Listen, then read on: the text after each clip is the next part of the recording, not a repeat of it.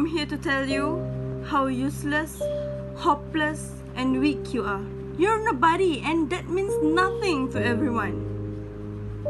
I will suck the life and inspiration out of you until you feel you don't want to get out of your bed anymore. I will influence every single decision that you need to make in your life. And every year, I kill a lot of people. And I don't discriminate them on the basis of gender, age, ethnicity, skin color, and else. Who am I then? I am depression. And that's the problem. Depression is real, people, and it will not go away until you realize that mental health is a big deal. Those with mentality that depression or mental health issue is a piece of silly things that happen to the teenagers and young people only, then they're totally wrong. Sorry to say, but yes, they're totally wrong. So clearly, I'm sitting here to spread some awareness to you guys about depression and mental health issue, obviously. And first of all, Assalamualaikum and a very good evening to everyone, especially Mr. Azalan Bayu,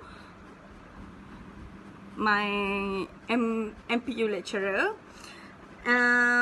So today, I'm gonna deliver some speech about depression based on these three vital parts, which are: the first one is the introduction of depression, the second one is problem and the myth faced when someone is going through depression, and the third one is the solution on handling depression. Now that you are aware with my points today, so let's move on to the first point. So according to Goldman 2019, depression could be defined as a mood disorder with a persistent feeling of sadness and loss of interest.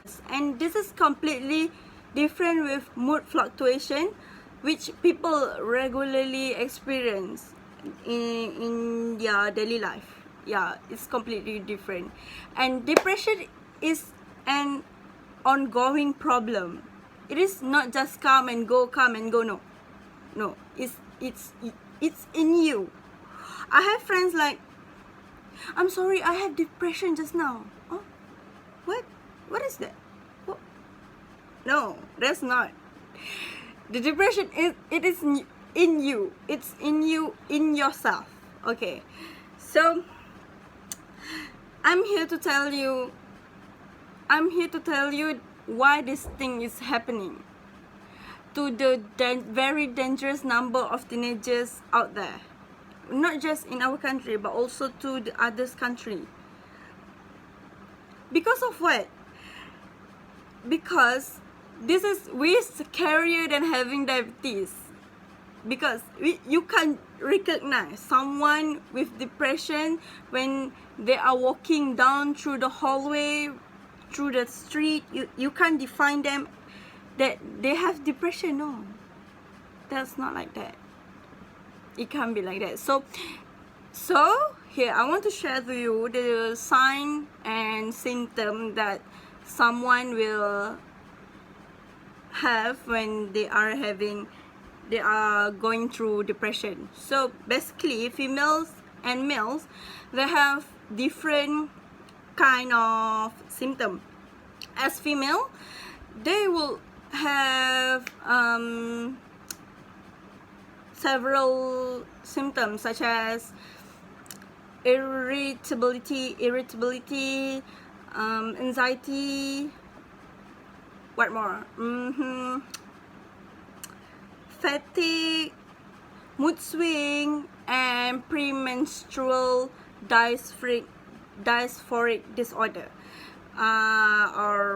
or in simple language, the tension before menstrual cycle, something like that. Okay, and something like that. So if as for male, they are tend to display anger and abusive, and this is including the controlling in relationship. So that's how you can see someone with mental health issue, something like that for male. And for general symptom, they basically sleeping way too much or way too little, and they may have a change in their appetite, whether they eat too little or eat too much. Okay, that's a normal symptom, general symptom for recognizing someone with depression. So next, we're speaking about the causes. So I would like to tell you about the causes of depression, the factor, something like that. Okay, according to Holland 2019, there are two main factors of depression, which are, first one is the life event, and the second one is the personal factor. Okay, the life event involving the long-term unemployment, get fired, living in an abusive or uncaring relationship, and something like that. But I want to focus more on the personal factor, which are divided by two: family and the personality of that person is himself.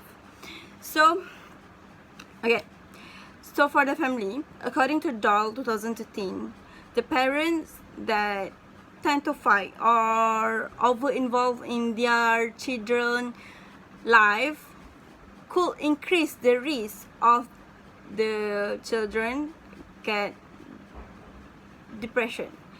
So and also the parents that criticize their children often, rejecting their children, not showing love to their children, will lead to the depression that happen to the teenagers nowadays. So as the personality factor, it is himself or herself, their self. Okay. Usually people with depression, they have low self-esteem,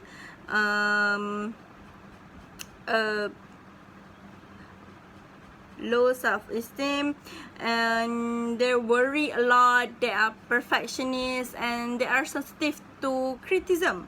They can't accept when people critique how they look, how their style, how they are living through their life, and something like that. So that's the causes of depression. Are you excited to know more about depression? So if yes, I will continue to the most interesting part in my speech. So let's move on. Okay, going through our second main point, which are the problem and the myth that need to be faced when someone is going through depression. So there are three things which are suicidal. They tend to have suicidal thoughts, they tend to do self-harm, and they alienate themselves from crowd. Okay. So speaking about suicide is the second leading cause of death among young people. Scary, right? Yes, of course scary. Suicide, it's suicide, you just end your life there. So people with depression, they tend to have suicidal thoughts many times. They like, it's in here. Yeah. Okay. They have suicidal thoughts when they are overwhelmed with the pain and emotion, and they see and they see, and the only way to get out from the pain is that is the only way for that. Okay, so here the myth of suicide, several myths that I can found and from my research before. So they said that young people who think about suicide never die by suicide. You know what I mean, right? So talking about suicide is somehow a wake-up call to someone. They could say directly or indirectly, but you know that your friend with depression, they have the painful in here. It hurts in here. It feels so heavy, and the only way to get out of it is die, death, suicide. So that's it. It is a wake-up call for a friend, for a parents actually. So the second one is young people that thinking about suicide cannot help themselves. Okay, so however, people with depression, they, of course, they can't help themselves because that's why they want to commit suicide, right? But you as a friend, you as a parent, you as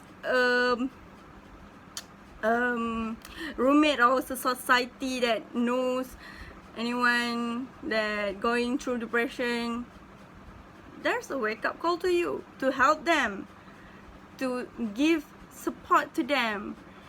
And somehow, if they're getting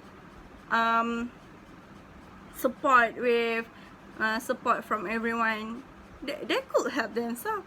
They could manage themselves well. Okay, so the third one is, once people decide to die by suicide, there's nothing you can do to stop them. Okay, actually, people with depression, they don't want to die. Everyone don't want to die. They're afraid to die. Even I'm afraid to die. But when they said about suicide, they seek for help actually. They seek for help. They don't want to die. They just want to stop the pain that they have. That's it. Okay, second thing is some self-harm. Okay, actually, self-harm could be defined as someone deliberately hurting themselves who wanting to die, but something like that. Okay, when someone, they are engaging with self-harm, they don't want to die, but they just want to let the pain out. Okay, self-harm is including the cutting in their skin, misusing of alcohol and drugs, taking of overdose of medicine, and something like that. And if men, they would rather punching wall or door, something, because they want to let the pain out of them. Okay, so here's the myth about self-harm. We'll start with the most stereotype one. Okay, first one is self-harm is attention seeking. Okay, people will do the self-harm is attention seeker.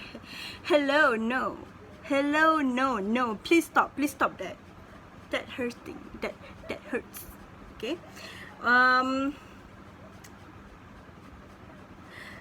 as I said before, they do self-harm because they want to let the pain out. Okay, people that do self-harm doesn't tell anyone that did that.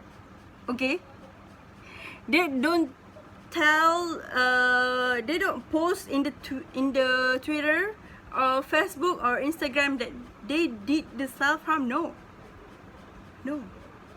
that's not like that. Okay, that's not like that. Okay, the second one is only girls did self-harm. Okay, actually like this. Different gender, different feelings, different thinking, you know, right? Girls, yes, most of the girls did self-harm, but everyone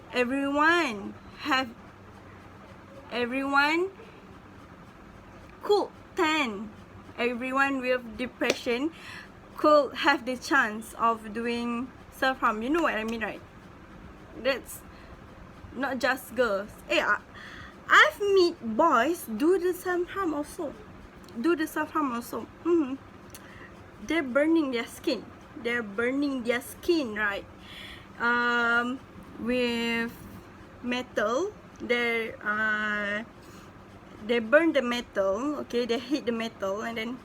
Okay, boys. Okay, so it's clearly just a myth. Okay, so the third one is people who did the self-harm must enjoy it. No, exactly no. That's not enjoy. That's hurting. It is hurt so much. I mean it so much. But if you let the pain out, something like you cut yourself and you let the pain out here, somehow pain in here is relief, something like that. This is not the myth, this is the fact. You need to accept the fact, right? So the third one is self-isolation. What is self-isolation? Or they alienate themselves from crowd. Something like us. What happened to us right now in COVID-19? Okay, during the COVID-19, we isolate ourselves. But for depressed people, this is normal. This is actually normal because they want to separate themselves from others. Because somehow people with depression, when they are in crowd, they could get anxiety more and more, to the loud sound, to the many more. Like seriously, loud sound or crowd place could make their heart feel like no, I can't be here. Yes, it's something like that. I have friends like that. I have too many friends like that. Okay, so the reason of self-isolation is they are fear of rejection and judgment by parents and also friends, because you know teenagers nowadays, they like to judge people more. Okay, on Twitter, on Instagram, and somehow, okay, and why it can affect why self-isolation can lead to depression. Why? Because when you are alone, you tend to get panic attack. When you get panic attack, somehow you feel like I wanna let this pain out, but I just can't. Okay guys, 2 down, 1 more to go. Okay, 1 more. Okay, so here's the last point. Okay, last point. Okay, so how to handle depression? Okay, we have 3 ways: by parents, by friends, and themselves. So we're talking about parents first. Okay, as for me, parents should give emotional support and moral support to their children. Because of why?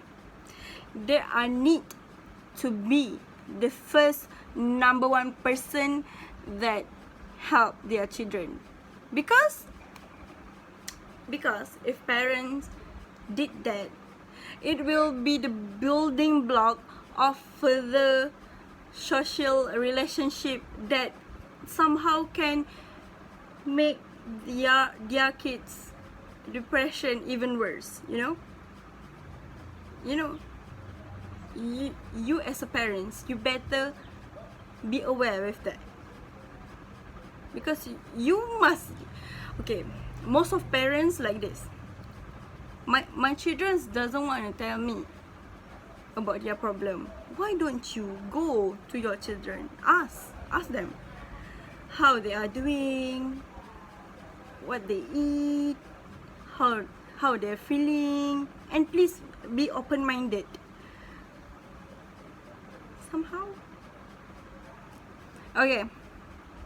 So you can actually spend quality time together with your children, and you can encourage them to tell you what's their problem, get their trust, and they will tell you all the stories. I promise. Get their trust and they will tell you all the stories. Believe me. So, okay, let's move on to friends. Okay, so what friends can do to help their friend that are going through depression, right? So they can be such a good listener, a really good listener. Yes. Do not giving your advice, do not giving your perspective, do not giving your idea, because people with depression, they don't want an answer, they don't want a solution. They just want people to hear what they feel, what kind of pain they are going through. Yeah, I know, really listening, it's hard, very hard. Very hard to shut your mouth out. Shut your mouth out from giving advice, yeah. You need to understand things based on their perspective, not yours. Your perspective is not needed here.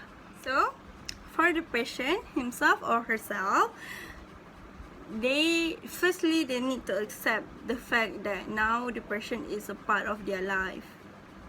So, by hook or by crook, they need to give themselves some time to accept it, and they need to get some professional help.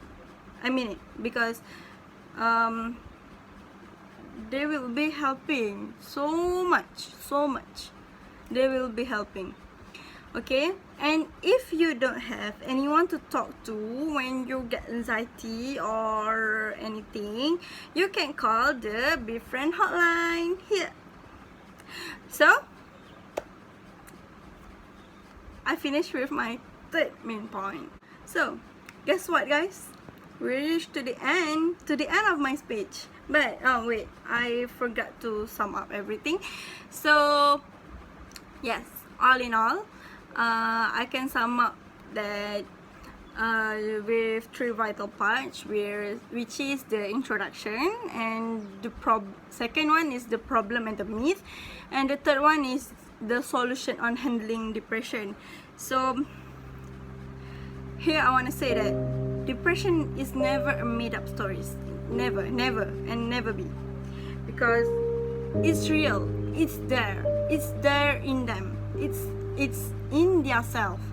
Okay, never underestimate someone's depression, because we don't know the struggle they put to live for another day every single time.